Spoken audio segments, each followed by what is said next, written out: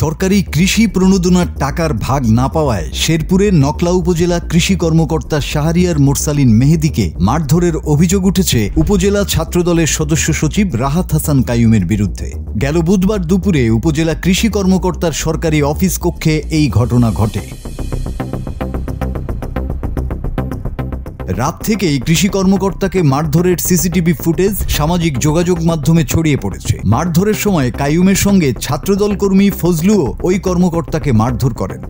অভিযুক্ত রাহাত হাসান কাইয়ুম নকলা পৌরসভার ধুকুরিয়া গ্রামের সুরুজ মোল্লার ছেলে এবং ফজলু একই গ্রামের সিরাজুল হকের ছেলে।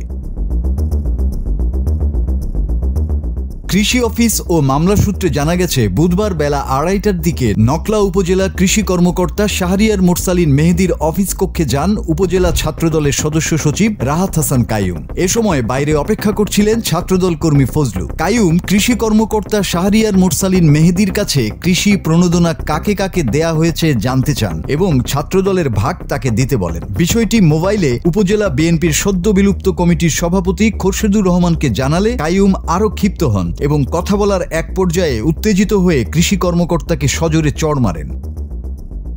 পরে তাকে টেনে হিঁচড়ে কক্ষের বাইরে নিয়ে ফজলু ও কাইয়ুম মারতে থাকলে অফিসের অন্যান্য কর্মচারীরা এগিয়ে এসে কৃষি কর্মকর্তাকে উদ্ধার করেন।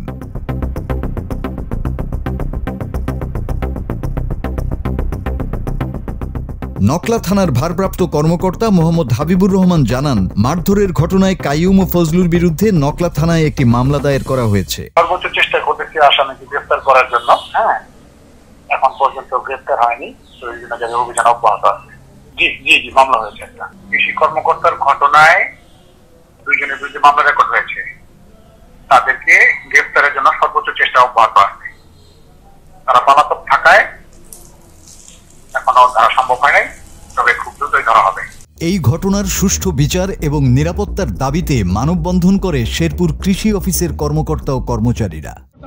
আমরা যারা সরকারি দপ্তরে চাকরি করি, সকল সরকারি দপ্তরে কর্মরত কর্মচারীর উপর সেটা শারীরিকভাবে লাঞ্ছনের একটা ঘটনা। এদিকে শৃঙ্খলা ভঙ্গের অভিযোগে ছাত্রদলের কেন্দ্রীয় দপ্তর সম্পাদক মোহাম্মদ জাহাঙ্গীর আলম স্বাক্ষরিত এক বিজ্ঞপ্তিতে জানানো হয়, অভিযুক্ত কাইয়ুমকে প্রাথমিক সদস্যপদ সহ সকল সাংগঠনিক পদ থেকে বহিষ্কার করেছে বাংলাদেশ জাতীয়তাবাদী ছাত্রদল।